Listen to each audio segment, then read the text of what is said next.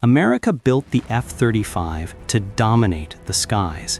Israel turned it into a weapon that reshaped the balance of power in the Middle East. Same jet, different doctrine.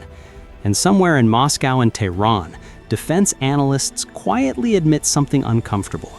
The world's most advanced stealth jet feels more dangerous when it carries a blue Star of David than when it flies with American markings.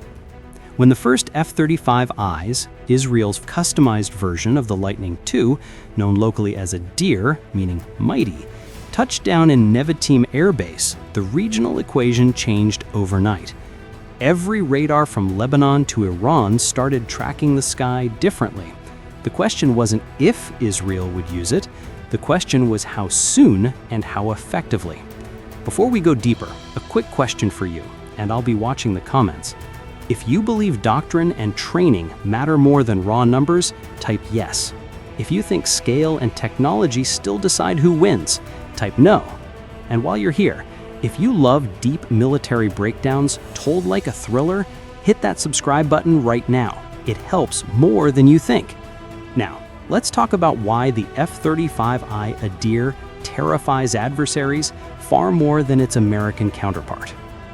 Israel didn't just buy a plane, it bought the right to modify it, something no other US ally managed to do at this level. Most nations operate the F-35 as a closed ecosystem. American software, American maintenance cloud, American approval for every update. Israel demanded control. It integrated its own electronic warfare suite, its own data links, and even its own weapons software. That independence made the jet more than a fifth-generation aircraft. It became an extension of Israel's national defense brain. When you hear military insiders say the F-35 is a flying computer, Israel took that literally. They reprogrammed its heart. The Adir can communicate directly with Israel's native C4I networks, the same system linking ground-based radars, missile defenses, drones, and strike aircraft. In effect, every Adir in the sky acts as a sensor node for the entire Israeli defense grid. The moment its radar sees an emitter, that signal flows across secure channels to every command node in seconds. That means Israel's Iron Dome, Arrow, and David Sling missile batteries see what the jet sees. During operations, that fusion turns air and ground defense into one connected ecosystem. Russia and Iran don't fear the stealth shape alone, they fear the integration. Because once Israel's F-35s light up the battle space, every defensive radar that blinks becomes a target. For something, a missile, a cyber attack, or an electronic jamming burst. Let's talk about missions, the ones nobody officially confirms, but everyone whispers about. Over the past few years, satellite images and regional reports have hinted at precision strikes across Syria and even near Iran's borders where air defenses should have made entry impossible. Israel never confirms nor denies, but the math speaks for itself. Radar operators report mysterious gaps, explosions follow hours later, and the jets are never seen. That's not magic, that's stealth, intelligence fusion, and doctrine working together. Now compare this to how the US Air Force employs its F-35s. America's jets operate in massive, coordinated packages, often with AWACS support, tankers, and strict airspace deconflicting. They're designed for global wars and NATO interoperability. Israel's jets fight alone, often within minutes of an intelligence queue, in compact, high-density airspace. The difference is tempo. Where the US runs the jet as part of a vast machine, Israel runs it like a scalpel. Quiet, self-contained, immediate. Iranian military planners have studied every engagement, trying to understand how to counter it. Their radar networks use Russian-built systems, the S-200, S-300, and local copies, designed to detect high-altitude threats. But stealth and electronic deception create layers of confusion. When an F-35I operates near their borders, its sensors don't just collect data, they actively feed the network with misleading signals. A radar sees 3 targets, one is real, a missile fires, but by the time it reaches the intercept point, the jet has already shifted frequency, altitude, and vector. The defenders lose time. In air warfare, seconds equal survival. Russia's reaction is more subtle, but equally telling. During joint exercises in Syria, Russian forces reportedly turned off portions of their radar grid when Israeli F-35s were airborne. Not because they wanted to hide, but because they didn't want Israel mapping their radar signatures. The message was clear. Even Russia doesn't want its most advanced systems observed by Israel's stealth sensors. That's the level of electronic dominance the Adir brings. It doesn't just see, it records, analyzes, and learns. Every mission gives Israel more data on enemy frequencies, radar refresh rates, and signal processing habits. Over time, that database becomes a weapon. When a new radar turns on, the jet already knows how to jam it. And here's what makes this even more dangerous. Israel can deploy these capabilities without calling Washington. They don't need Pentagon clearance for software tweaks or new electronic libraries. Their engineers build and upload them domestically. That flexibility means every Adir in service evolves faster than the export versions flying elsewhere. And that's the heart of why adversaries fear the Adir more. They know the Israelis learn faster, adapt faster, and act without hesitation. The F-35I is not a static weapon. It's a living system constantly refining itself through real combat feedback. Consider the geography. The U.S. fights across oceans. Israel fights across fences. Its borders touch its potential battlefields. Every sensor, radar, and battery in neighboring countries sits within reach. That proximity compresses response times to minutes. When an Iranian drone or missile is detected, F-35Is can scramble, intercept, and strike before the launchers relocate. That rapid kill chain, detection to destruction, is what modern warfare is about. Iran knows this. Its Revolutionary Guard units have dispersed radar and missile systems across the desert, moving them constantly to avoid detection. But even mobility doesn't protect them.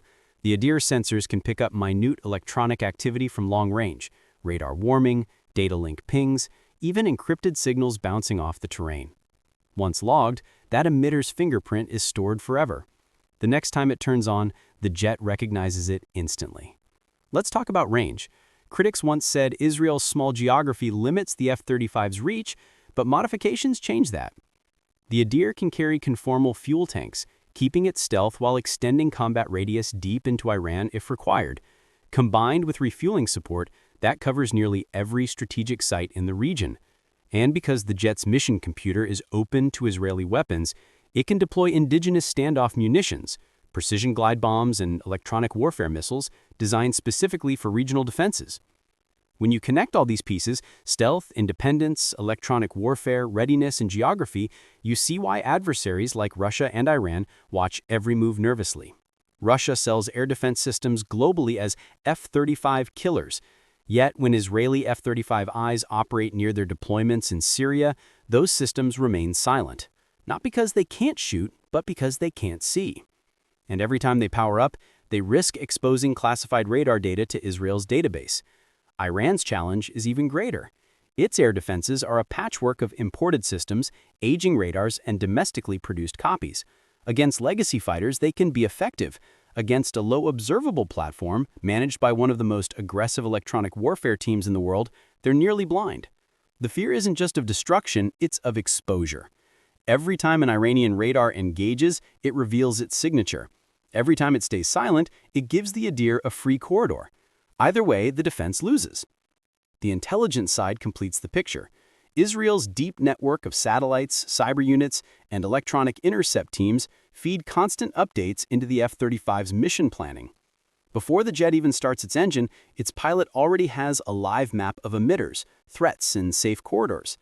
The mission plan adjusts dynamically mid-flight as new data flows in. That kind of integration is still experimental for most nations. Israel runs it daily. Russia's concern isn't hypothetical. Every flight near Syria offers Israel's jets a live laboratory. They observe how Russian radar behaves, how S-400 batteries switch modes, how command links pulse during alerts. That data eventually informs NATO too, whether shared officially or inferred indirectly. In intelligence terms, every Israeli sortie is a surveillance opportunity wrapped in a combat patrol. Economics also play a role. America can afford inefficiency. Israel cannot. That constraint breeds innovation. Each Israeli F-35 has to deliver more value, more readiness, and more deterrence per dollar than its American counterpart. That pressure shaped the Adir's operational philosophy: lean, autonomous, and focused entirely on results. The outcome: more flying hours, more combat experience, and an adversary perception that this fleet, though smaller, hits harder. Let's not forget cyber warfare. Israel's expertise in cyber defense and offense merges with the F-35's operations. Analysts suggest that during joint exercises, electronic attack units synchronize with the Adir's missions, masking digital footprints, confusing network sensors, and even simulating false radar echoes. It's not about brute force, it's about digital deception. Imagine an Iranian operator staring at a radar screen full of ghost contacts, some real, most fake, trying to guess which one carries a live weapon. That's psychological warfare embedded in technology. There's a saying among Israeli planners: if they see us, it's already too late. That mentality drives their tactics. Stealth isn't used to sneak, it's used to choose when to be seen. The F-35I might intentionally expose itself to trigger an enemy radar, map it, and disappear, leaving an electronic fingerprint for later exploitation. Over months, this builds a comprehensive library of every radar pattern in the region. When the next strike comes, every target signature is already cataloged. The result: adversaries feel hunted even when the sky looks empty. Russia's commanders in Syria adjust flight plans whenever Israeli jets are active. Iranian missile units relocate frequently, burning fuel and time just to stay unpredictable.